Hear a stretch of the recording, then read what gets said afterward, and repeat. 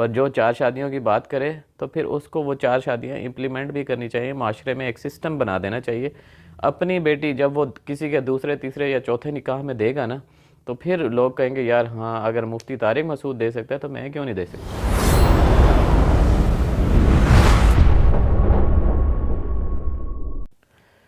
بسم اللہ الرحمن الرحیم۔ مفتی طارق مسعود صاحب کے بارے میں میرے کیا ویوز ہیں وہ آج بات کر لیتے ہیں۔ سب سے پہلے تو ایک بات کر لیتے ہیں کہ ہر بندے کا ایک مشن ہوتا ہے، وہ اس کو لے کے چلتا ہے، اور کسی بھی مسلمان کا اللہ کے دین کے علاوہ کوئی مشن ہونا ہی نہیں چاہیے، اور نہ ہی یعنی کہ اس کو یہ زیب دیتا ہے، بیکاز مسلمان کا تو جینا مرنا یہ سب کچھ اللہ کے لیے اور ہر چیز اللہ کے لیے۔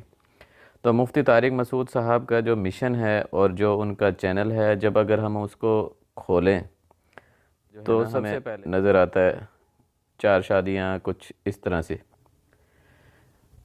اور ڈیفینیٹلی بہت ایک اچھی بات ہے، بہت ہی اچھی بات ہے، بیکاز کہیں پہ بھی اللہ تعالیٰ کے دین کی کسی ایک بات کو بھی اگر چیلنج ہو رہا ہے نا، مطلب انگریزوں نے یا کافروں نے، انگریز تو نہیں کہہ سکتے بیکاز انگریزوں میں بھی بہت مسلمان ہیں، تو کافروں نے ایک سسٹم، باطل نے ایک سسٹم ڈیولپ کی ہے جس میں اللہ کی ایک ایک جو اسلام کی ایک ایک چیز ہے نا اس کو چیلنج ہے، یعنی کہ نکاح کو ختم کر کے زنا کو عام کیا گیا ہے، پروفٹ کو ختم کر کے سود کو عام کیا گیا ہے، حلال کو ختم کر کے رشوت کو عام کیا گیا ہے، اسی طرح یہ تو اگر کوئی ایک چیز بھی پکڑ رہے ہیں آپ تو بہت اچھی بات ہے، but still you have to make a system. تو مفتی طارق مسعود صاحب نے کہا کہ میں نے جب دوسری شادی کرنے لگی تو اتنے پیسے بھی نہیں تھے اور اتنی یعنی کہ لوگ جانتے بھی نہیں تھے، مجھے بڑی پریشانیاں آئی، اور کرایہ کا گھر ہے کچھ اس طرح۔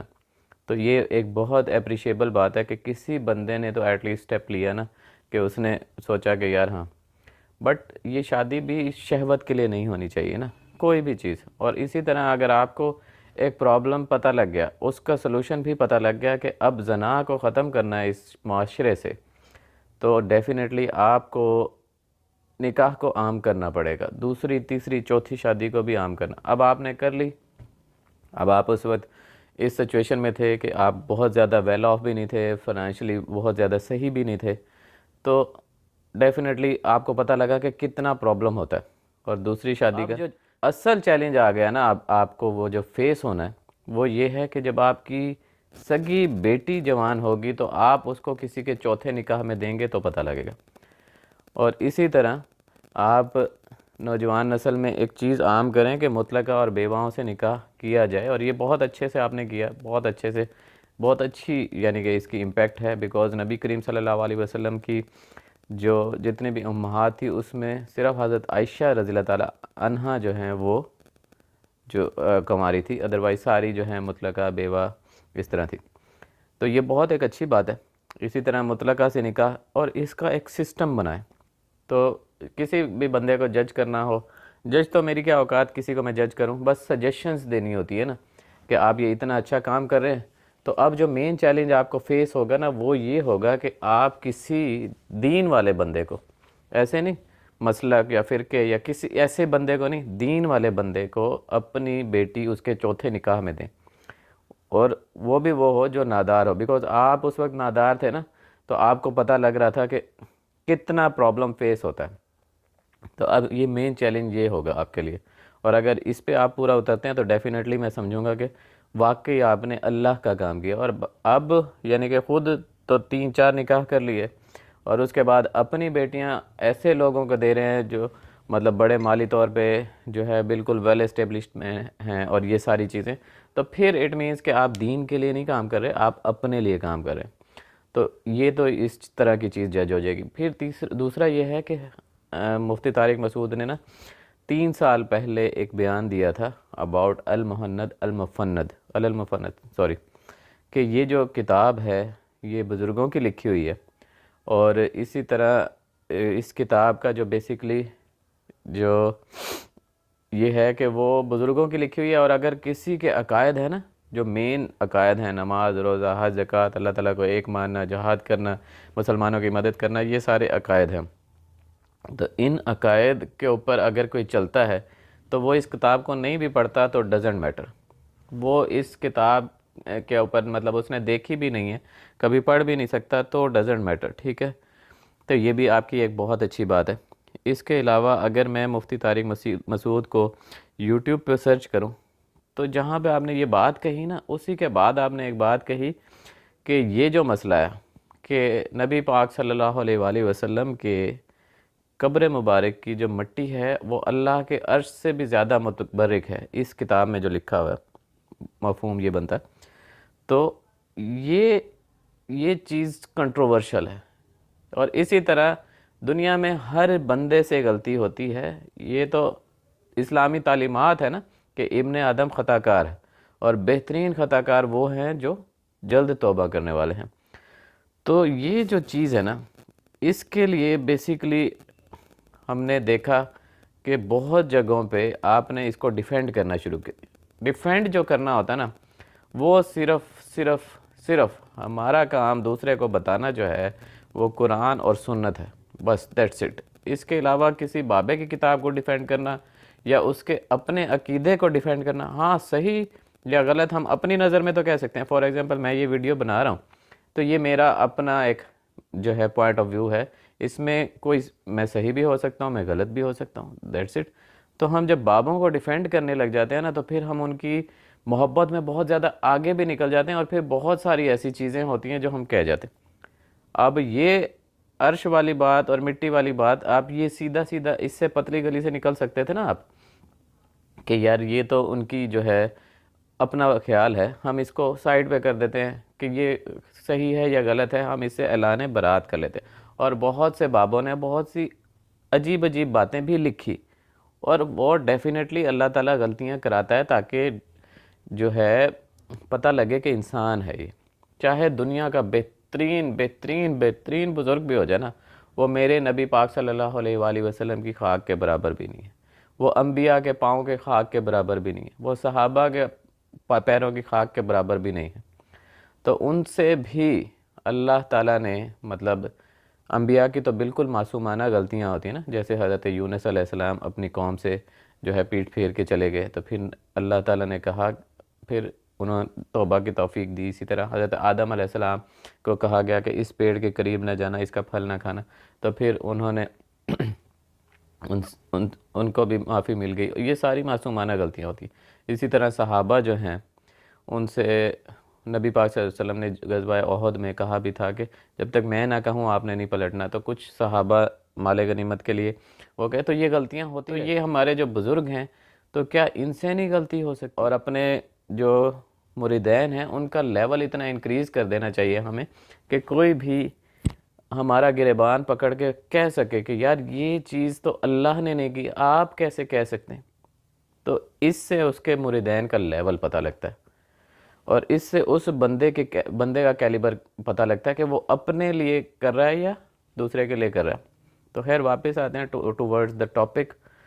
تو یہ غلطی ان سے ہو گئی، ٹھیک ہے. تو اس کتاب کا ڈیفینڈ نہ کریں، کیونکہ ہمارے لیے کتاب جو ہے عمل کرنے والی قرآن اور سنت، بس دیٹس اٹ.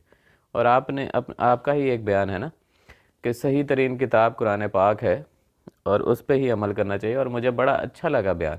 لیکن اس کے بعد اتنی ساری کتابوں کا بورا آپ بھر کے چلے گئے، جہلم اور یہ وہ، تو یہ تھوڑا سا ایسے عجیب سا لگا. آپ کہتے ٹھیک ہے یار کہیں پہ کچھ غلطیاں ہو سکتی ہیں، یہ ان کا انجینئر کا اپنا ہے ایک پوائنٹ آف ویو، تو اس میں دونوں کین بی رائٹ اور رانگ، ٹھیک ہے. آپ اپنا پوائنٹ آف ویو دے رہے ہیں، وہ اپنا پوائنٹ آف ویو دے رہے ہیں، اڑنے کی تو ضرورت ہی نہیں ہے.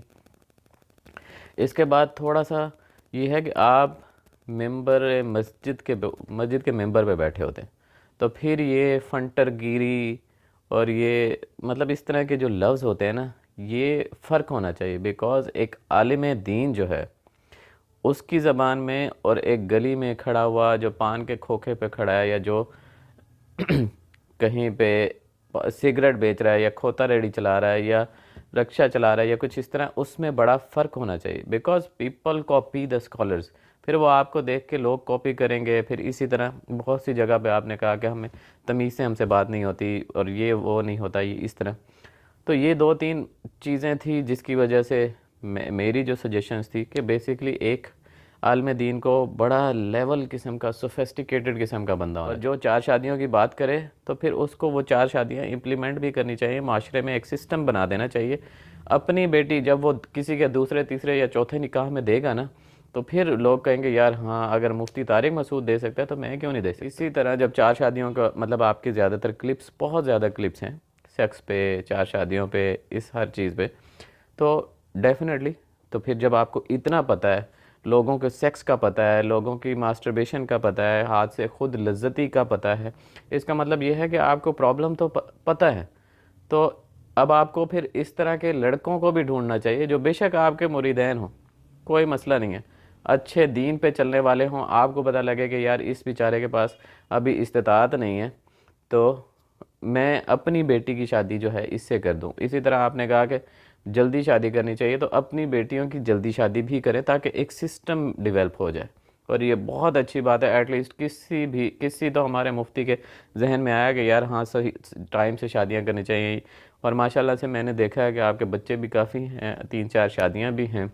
تو آپ تو یہ سسٹم ڈیولپ بھی کر سکتے ہیں. اگر یہ سسٹم ڈیولپ نہیں ہوتا اور صرف اپنی 4 شادیوں کی پرواہ تھی اور بچوں کی یا نئی نسل کے آنے کے لیے کوئی ایک لائحہ عمل ہی نہیں بنا کے جا رہے یا سسٹم ہی نہیں ڈیولپ کر کے جا رہے یا کسی کو پریکٹیکلی ایگزامپل ہی نہیں دے کے جا رہے، تو اٹ مینس کہ یہ سب کچھ اپنے لیے ہی. تو یہ 3-4 میری سجیشنز ہیں، ریکویسٹ ہیں طارق مسعود صاحب سے. اگر وہ اس پہ عمل کر لیں تو عمل کیا، یہ تو ریکویسٹ ہی ہے. وہ میرے سے بڑے عالم دین ہیں، اسکالر ہیں، ساری چیزیں ہیں، بٹ یہ ضرور ہے کہ جتنے بڑے بھی عالم دین ہو نا تو حضرت عمر فاروق یا ابوبکر صدیق یا عثمان یا علی رضوان اللہ علیہم اجمعین سے بڑے نہیں ہیں. تو وہ بھی اگر کبھی حضرت عمر فاروق رضی اللہ تعالیٰ عنہ نے چادر پہنی تو ایک عام سے شہری نے کھڑے ہو کے کہہ دیا کہ ایک چادر میں تو آپ کا جوڑا نہیں بن سکتا، تو 2 چادریں کہاں سے آئی. تو یہ لیول ہمیں اپنے لازمی بات ہے کہ ان کا بھی کر دینا چاہیے جو ہمارے ساتھ بیٹھے ہوتے. حضرت عمر فاروق رضی اللہ تعالیٰ عنہ نے جب حق مہر کو مختص کرنے کی بات کی تو ایک بڑھیا نے کھڑے ہو کے کہہ دیا کہ آپ کون ہوتے ہیں اللہ کے قانون کو چینج کرنے والے. تو اس طرح کا لیول جب چینج ہو جائے گا نا اور اس طرح کا لیول اٹین ہو جائے گا بندے کا، تو پھر اٹ مینس کہ وہ اللہ کے لیے کام کر رہا ہے. وہ اپنی تنقید کو اللہ کی راہ میں اگر ہوتی ہے تو وہ اسے بڑا جو ہے نا پازیٹیولی لیتا ہے.